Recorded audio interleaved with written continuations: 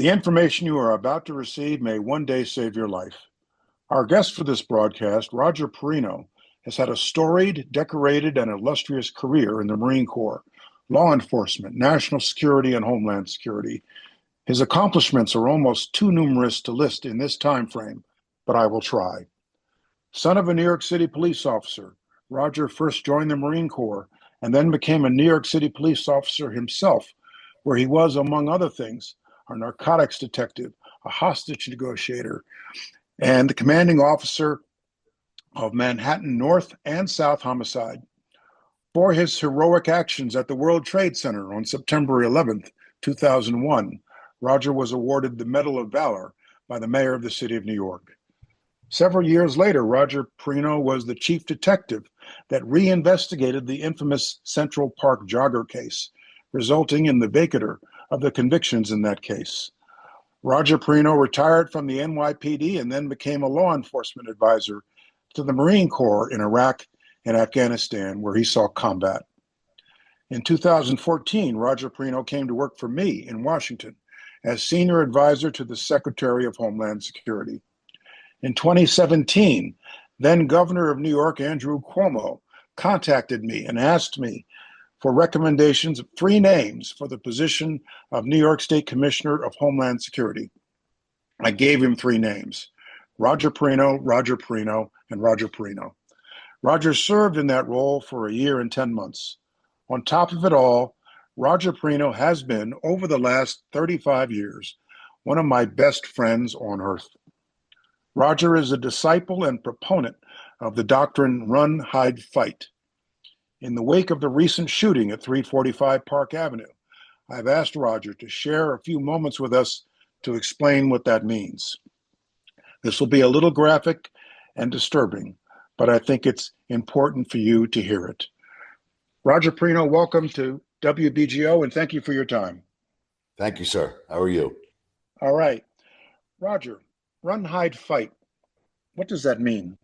So run, hide, fight, it does mean when it's just like what it sounds, but it's really based on what we grew up in on stop, drop, and roll. If you were on fire, 3 things that you have to do to survive the fact that you're on fire. You need to stop, you need to drop, and you need to roll around on the ground until you put the fire out. So based on that, the federal government got together during the Obama administration and got active federal and local law enforcement together and some retirees together to come up with something so that individuals can try to survive an active shooter before law enforcement shows up. And that's the key to this. The key is this is what an individual can do, not what an institution can do, not what the government can do for you. It's what you can do for yourself. And perhaps if you're responsible for someone like a child or a spouse, what you could do to increase your chances of surviving before the authorities show up. Right. So run, the run component of this, what does that mean? So you have run, hide, fight. So what does run mean? And I need to stress this because when this was first developed, they thought run was the first choice. It's not the first choice. Any one of these 3 can be your first choice. But run is basically build a distance between you and the assailant. So if it's a gun, you need much more distance than if it's a knife or if it's a baseball bat. But the bottom line is create a distance between you and the attacker. That's what run means. So can you run? Yes. Critics of run, hide, fight say, well, this doesn't work for the handicap. That's not true. If you're in a wheelchair, that means roll. That means if you can't walk, that means crawl. It means just create a distance. However that you can do that, that's what you need to do. Number 2, hide. What does that mean? Hide is, you would say, cover or concealment. It means just what it says. But the bottom line is there's 2 types of hiding. There's one out of view, and then there's one where you can be seen, but perhaps cannot be touched, meaning behind bulletproof glass. Now, very few of us have bulletproof glass that we can hide behind, but you can legitimately hide behind a cardboard box. But if you're seen, it's not going to prevent a bullet or even a knife from going through a cardboard box. So what you want to do is you want to get into a situation possibly where you barricade yourself and you hide. Now, here's the don't hide. You don't go underneath your desk unless you've already barricaded a door. If you're in a theater, you don't go to the floor and duck your head. Why not? There's numerous accounts where I'm going to go off on a little bit. I find the studies will show that these shooters are not warriors. They're not gunfighters. They're not looking for a battle. What they're looking to do is they're looking to harm and cause pain to people who are defenseless. They're looking for the easiest person to shoot. So there's many stories of the movie theater shootings in more than one occasion where people just ducked behind their seat and the shooter comes up and sticks a bullet behind their head, the gun behind their head, and pulls the trigger. Right. So I don't want you hiding or ducking when there's still ability to get to you. So you try to hide when you could put up a barrier, a locked door, a closed door, a door that has a chair underneath it. That would be hiding. And you can run, then hide, then run again. Or you can hide, then run. You just continue to do whatever it takes for that 7 to 9 minutes before law enforcement shows up. I read an article about a cleaning worker at 345 Park who hid herself in a closet, and she could hear the shooter right outside the closet. She could hear the bullets flying by right outside the closet. And though the closet was not locked, it seemed apparent to me that the shooter was just looking for an easy target rather than look behind closed doors and so forth. So hiding may actually mean hiding in a very simple unlocked place, right? Yes, but if you have the ability to lock it, or you have the ability to jam the bottom door, it makes it even safer. So when this was first start, they used to tell you not to go into a closet, right? They used to tell you not to lock yourself into a place that you can't escape. But time and time again, and I was with you on one of the biggest ones, was the Orlando shooting in the bar. Yes. And many people survived by going into the men's bathroom and closing the door. And they survived, and there was no way to escape if that shooter gained entry into that bathroom.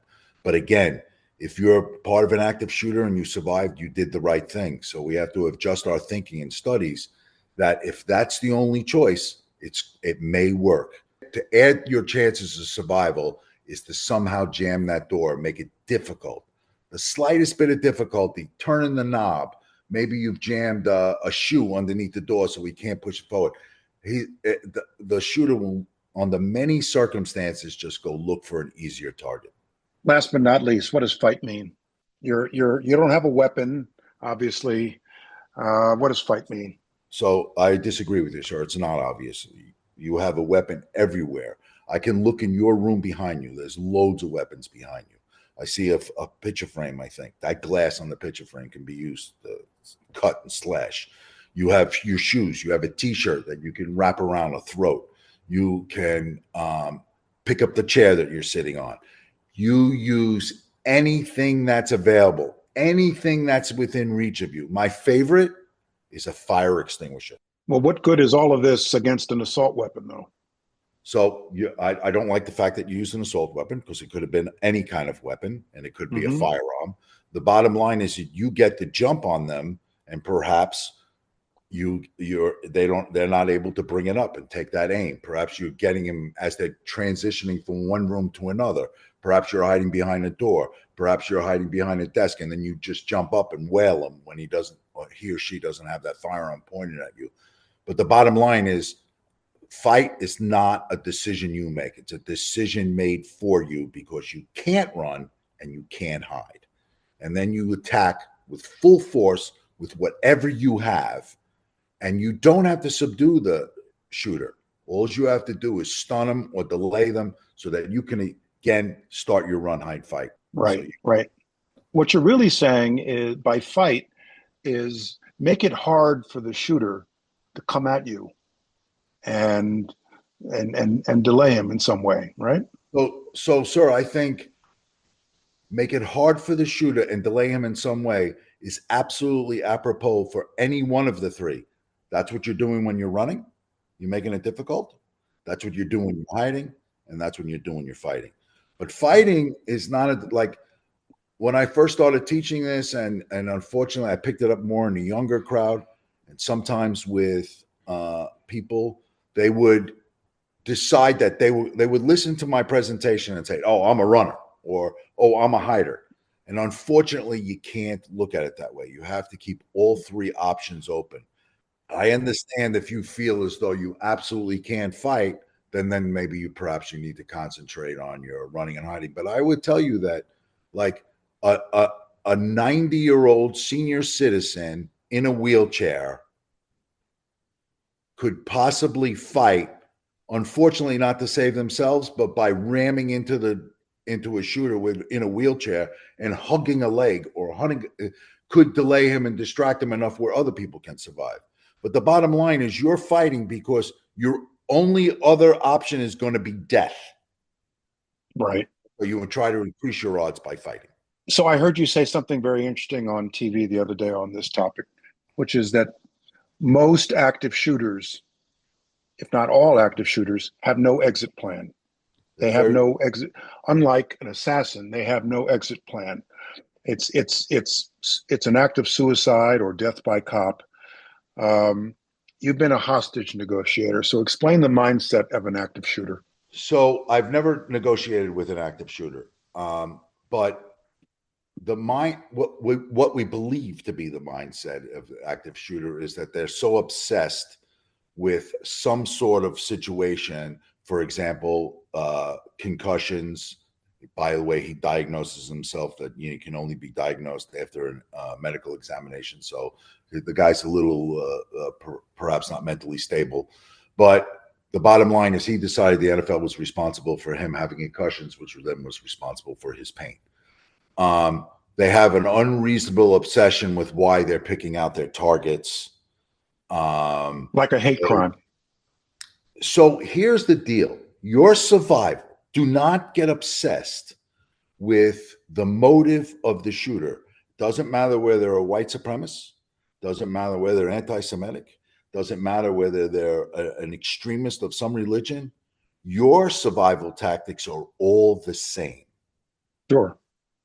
So, right. and I'm gonna try to make a little bit of a joke here, but let's say the shooter's a white extremist, and I'm a white male. I'm gonna say, well, I'm good. I don't have to run, hide, fight. He's going to pass me up and go after somebody of color. That's not how we approach this. Or it's this shooter's anti-Semitic. Well, I'm not Jewish or from the Middle East, so it's not going to be a problem for me. No, that's not it. The tactics to survive have nothing to do with the motive, and you don't get wrapped up in motive if you're really trying to concentrate on how you might want to plan to survive. Like your original question was, though, the shooters have shown a propensity for planning. They have shown a propensity for picking their targets. But they have not, on a very, very high amount of cases, shown any escape plans or any plan Bs after the shooting, which leads me to believe that this is the last thing they're looking to do. What's the first objective of law enforcement when they arrive on the scene, an active shooter situation? Well, this is a very good point, because I retired from the NYPD in 2003. And by the time I get involved with studying mass shootings and active shootings, the tactics of law enforcement changed. So if you can refer to my time in law enforcement as the old days, in the old days, it was contain the shooter. And now that has changed to the first law enforcement officers on the scene are to find the shooter and try to fix and terminate him. Right. Right. Even before hostage rescue. Oh, way before hostage rescue. Right. Yeah. So what used to be is that, your patrol officer would secure the area, and then you'd call in, so for lack of a better term, what the public would refer to as the SWAT team, or in the NYPD, they refer to emergency service. But now that whole paradigm has changed in law enforcement, that whoever the first officers on the scene is, he's got to go and locate and try to stop the shooter. Whether he's a specially trained sharpshooter or the cop on the street, right? Yes, that's correct. But what's important for your audience is that first cop on the scene is not there to give you first aid. He's got to go. He's got to pass you. He's got to ignore you and try to find the shooter. And by the way, when he first shows up, he doesn't know if you're the shooter or not. So you have to be very careful on how you communicate and the actions you take while this cop is showing up, because he knows that he might not survive the day. Right. And he thinks everybody's a potential threat to him. And unfortunately, he's now been trained not to give you first aid, but to go and get that shooter. And you have to make sure that you're showing your hands. Don't go run at him. Don't go, or him or her. Don't go hugging him. Stop the bleeding for yourself or for the person next to you. And if you have information that will help that police officer or that law enforcement person, give that information as quickly and as clear as possible. I've heard criticism that in the case of 345 Park, the shooter was able to park his car on Park Avenue, get out of the car with an assault weapon, brandishing assault weapon, walk the several yards into the building and start shooting before anybody from the police got there. My assumption is that that's an unreasonable expectation. Cops just simply don't respond that fast. They can't be everywhere, right? Yeah.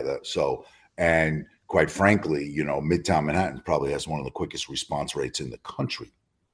Can you imagine if this happened in the countryside in Alaska or Montana, where it takes an hour and a half for a police to respond? But here's the situation. Like, how many people saw that?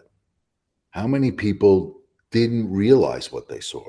How many people saw it and convinced themselves that it was an okay scene, that it probably wasn't going to be bad, right? Our human nature has trained us to survive by looking at things and not looking at them as being bad, always finding a good reason for why it's happening. So how hard would it have taken for one person to see the direction he's walking into, and go run into the security guards and tell them to lock the doors? So easy for me to say because I live this world. But the bottom line is, people have to be more observant of their situation. They have to be more aware of their surroundings. Get on any train. I know you take the train to Manhattan. Get on any subway. Get on the path. Get on any bus. How many people are looking up, looking around, seeing who's on the bus, seeing who might be a threat, who might not be a threat? Nobody's doing it. They're all in their phones. Nobody's aware of what's going on. Right. I don't know this for a fact, but I think if we had the ability to zoom out of the videos that were of this guy walking, you would see everybody's looking down into their phones or talking to their phones and not paying attention to what's going on around them. Yeah. And the New York City subway, you stop and you look at what everybody in the car is doing. They're all looking at their phones. Nobody's looking at anybody else. Everyone's got their head down, buried in their phone, and no one's really paying attention. Same thing on the platforms. Yes. If I can just talk a little bit about situational awareness. When I teach this, I actually teach the most important. This is my most important thing that I touch is exits. I want you to try to pick up on exits. Wherever you go, know the exits. Every single restaurant you walk into, every single building that you're walking into the first time, where are the exits? And don't just go with the traditional exits, meaning the ones that have a red exit sign above it. What else would work? I used to play this game with Sandy. Sandy, when we were dating, made me very popular with her. But the bottom line is, walk into a restaurant. How would you escape? Now, let's say any particular McDonald's, the door you walked into. How many other doors are there? Now, here's the other thing with McDonald's. Almost all of them are on street level, which means if you throw a chair through the window, you have another exit. And Mm-hmm. here's the other thing. Every kitchen has an exit. So if you jump over that counter, there's going to be an exit on the other side of the counter. Now, from now on, if anytime you walk into a place, you learn where the exits are, you're in a pretty good spot. Should there be an active shooter, you can start the run. Also, if there's a fire, it's always good to know exits. So, a little situational awareness every time you go into a building, where are exits? It will help you in any kind of fire or any kind of active shooter, which is your two biggest problems. You'll be way ahead of the game, and then you could start thinking about maybe limiting or really being more aware when you know you're in a place where the exits are few or hard to get to. And now you're putting yourself in a much better situation to survive these types of instances. I hesitate to ask this, but what particular types of locations do you most worry about for this kind of attack? So Roger doesn't worry about anything. But to answer your question, I don't think there's any type of location that you can't assume will not be a target. I think you have to I think the less protected a target is, what we would refer to as a soft target, is what I think are the most dangerous, and those would be your schools and churches. Yeah, right. There was a time period where people would say to me, "Why are you, do you carry a gun all the time? Yeah. Do you carry a gun when you go to to a house of worship, to church? Yeah. Why would you do that? Like, that's exactly why a coward goes to shoot people at a church, because he thinks they're the least defended to defend themselves. Right, right. So, um, quite frankly, there's no proof of this, but many of your movie theater shootings have been in movie theaters that said no firearms allowed. Mm-hmm. Mm-hmm. Yeah. So did the shooter consciously pick a place that he knew that there would be no other guns? I don't know, but I think it's worthy of a discussion, of a debate. So, my last question, and again, thank you for doing this. My last question, it's not a political question, not intended to elicit a political statement. Um, what's your general commentary on gun violence in America, which seems to be very much unique to America? Well, it seems to be unique to America because America was formed and it was an issue in 1776 whether we could have a gun or not. So it's been from the forming of our country, the issue of whether an individual can have a gun or not starts that long ago. So I think it's broken down, without getting political. I think it's broken down to not necessarily liberal or conservative, although people will try to put it that way. But I think it breaks down more to rural or cities. Like, cities don't want to see a lot of guns, and people in rural areas, because it would take law enforcement 45 minutes or an hour to respond, they absolutely need their guns. So to try to come up with one law that solves everybody is very difficult. I'm a huge believer in the Second Amendment, and I think that, but there has to be some sort of responsibility here. You have people that don't believe that anybody should have guns. I'm certainly not there. But you have to treat this mental illness. You can track, and I think you heard me say this in the television interview, when gun violence goes up, it doesn't necessarily mean active shooters go up or mass shootings go up. They're on their own scale. So you can actually have 2 or 3 years ago, gun violence went down, yet active shooters went up, or the victims of active shooters went up. I think it's tracked more to mental illness and suicide. Now, it's difficult to say that because the FBI actually keeps a number of how many of these active shooters had mental illnesses. But for them to say you had a mental illness, you had to be diagnosed for it. Right. So that's few, because the majority of people who do get diagnosed get help and they don't turn into an active shooter. So it's very difficult to say, oh, this is all mental illness because the empirical evidence isn't there. Right. But I think when you see suicides go up, you could track active shooters. Very often they're going up.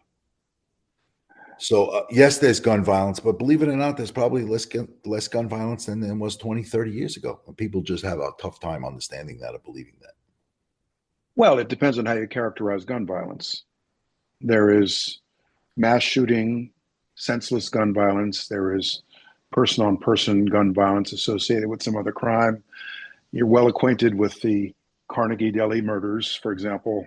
You were a detective involved in the investigation of that. So there's all sorts of different types of gun I violence. disagree. Gun violence is gun violence. So, and that's how the federal government tracks it. Is if it was a gun involved, then it's gun violence. So whether it's a spouse killing another in a home, which law enforcement has very little responsibility over, right, or to prevent that, or a mass shooter, it's still gun violence.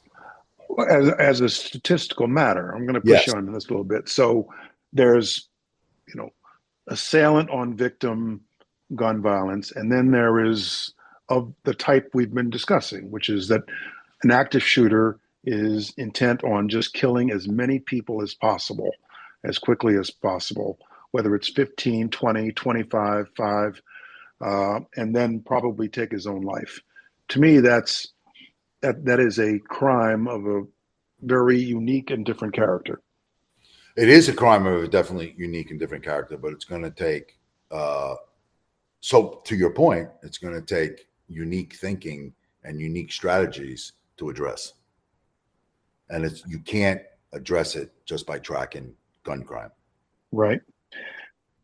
Roger, last question. Have you ever had the responsibility of consoling a family member of a victim of gun violence? So I have, but I don't separate.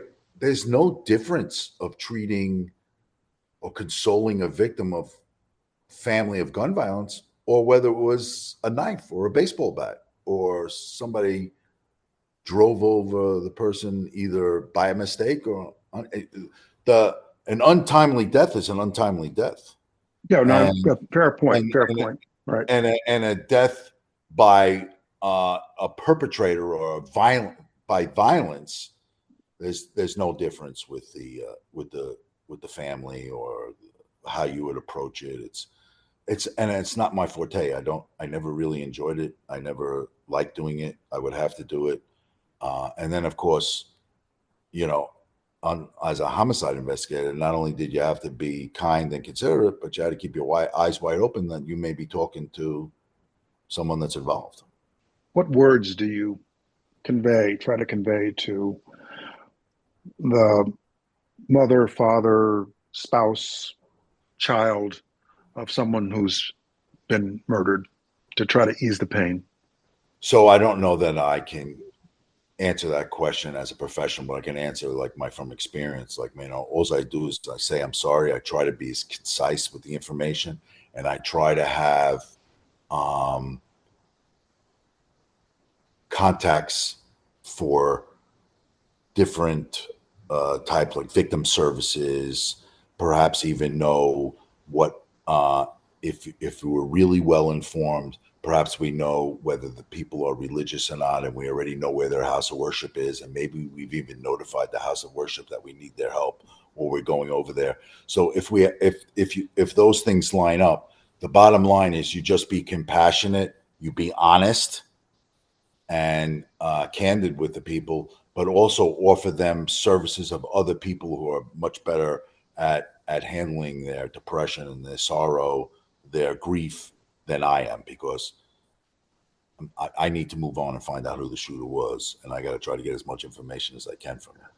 Well, in fact, you've been involved in long-running, multi-year homicide investigations where you've actually developed a bond with the victim's family, such that, the family member calls you like once a year to check in, right?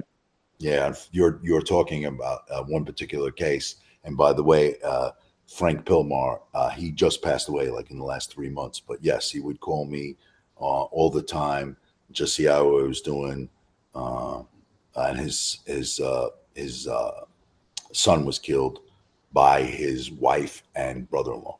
In fact, that is featured in a homicide series that you participated in. What was the name of it? Homicide New York, Netflix, series 1. Right. I recommend it to anybody listening to this show. Roger Parrino, thank you very much for your time and your wisdom and your experience. You are, in fact, one of my best friends, and I always value your judgment and appreciate listening to you. Thank you very much. Thank you, sir. Thanks for having me on. Appreciate it. Okay.